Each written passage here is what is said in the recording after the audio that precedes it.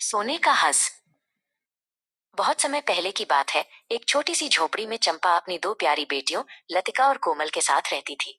वे बहुत गरीब थीं और चंपा रोज मेहनत करती थी, पर फिर भी उन्हें भरपेट खाना नहीं मिल पाता था। एक दिन चंपा ने अपनी बेटियों को एक नदी के किनारे बैठाकर दुखी मन से कहा, काश कोई चमत्कार हो जाए और हमारी गरीबी दूर हो जाए। उनकी बातें पास के एक ऊंचे पेड़ पर बैठे हंसराज ने सुन ली। हंसराज कोई साधारण हंस नहीं था।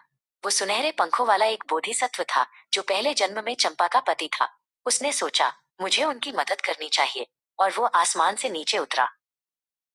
हंसराज चंपा के पास आया और बोला, डरो नहीं, मैं तुम्हारी मदद के लिए आया हूँ। मेरे पंख सोने के हैं। मैं तुम्हें एक पंख दूंगा।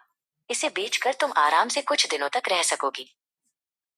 हंसराज ने अपना एक चमकीला सुनहरा पंख दिया और उड़ गया।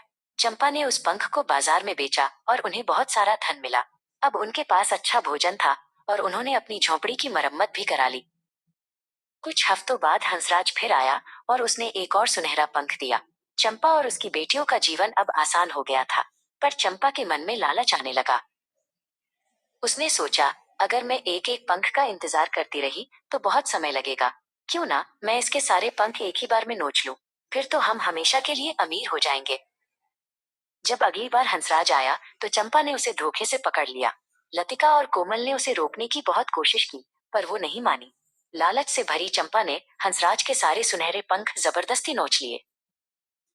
लेकिन ये क्या, जैसे ही पंख हंसराज से अलग हुए, वे सुनहरे से बदलकर साधारण सूखे सफेद पंख बन गए। चंपा चिल्लाई, नहीं, ये सोना नहीं है। हंसराज दुखी होकर बोला, लालच ने तुम्हें अंधा कर दिया चंपा। अब ये किसी काम के नहीं रहे। हंसराज उड़कर चला गया और चंपा के पास केवल सफेद पंखों का ढेर रह गया।